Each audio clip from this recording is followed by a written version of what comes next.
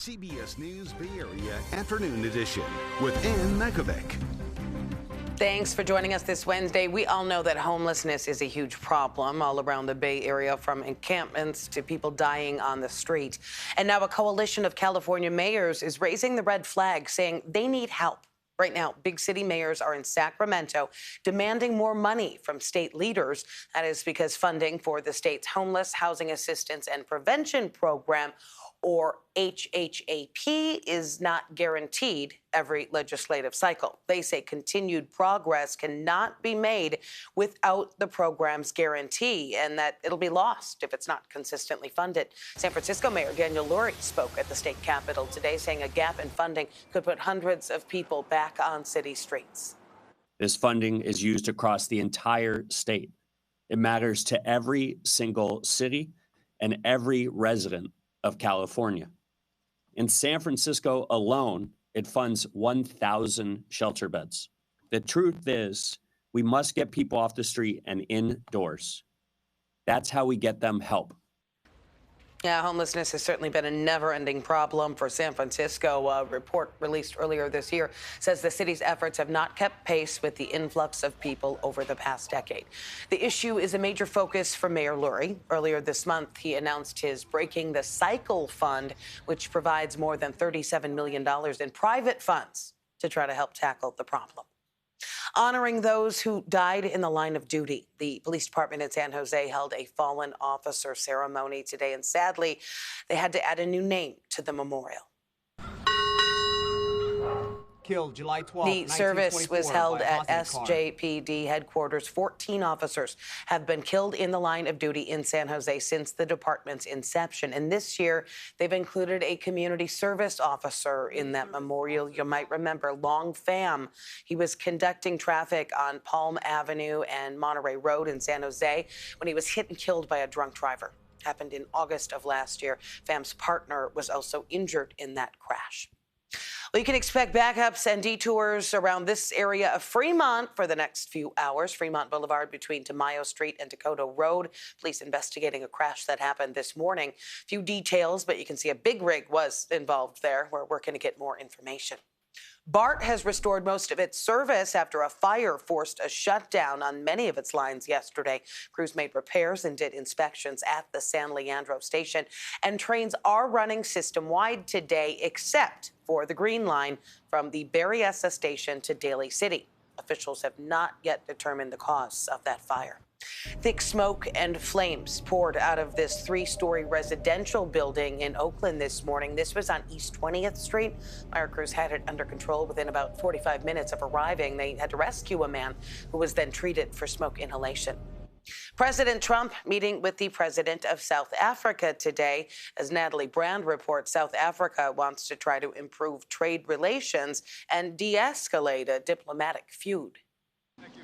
South African President Cyril Ramaphosa is visiting the White House, where he hopes to strike a trade deal. We are essentially here to reset the relationship between the United States and South Africa. America is South Africa's second largest trading partner, but economic concerns are not the only topic on the agenda. The meeting with President Trump comes a little more than a week after the administration welcomed dozens of white South Africans of Afrikaner descent into the U.S. for resettlement.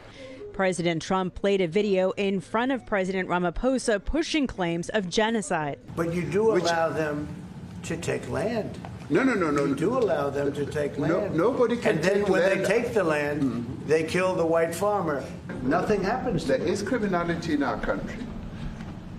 People who do get killed, unfortunately through criminal activity, are not only white people. Majority of them are black people. Earlier this year, a South African judge dismissed the idea of genocide as not real, and the government says allegations about land seizures aren't true. The president is going to be able to put the facts before his counterparts and to demonstrate there's no mass expropriation of land taking place in South Africa.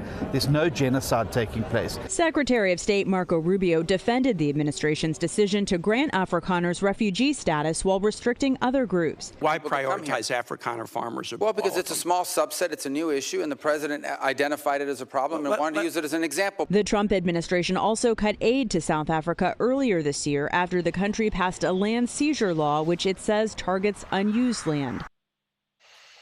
New at noon, the Defense Department says it is accepting a Boeing 747 from Qatar and will ensure proper security measures for use by President Trump.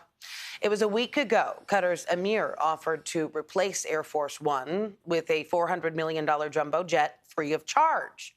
That move sparked criticism from lawmakers on both sides of the aisle.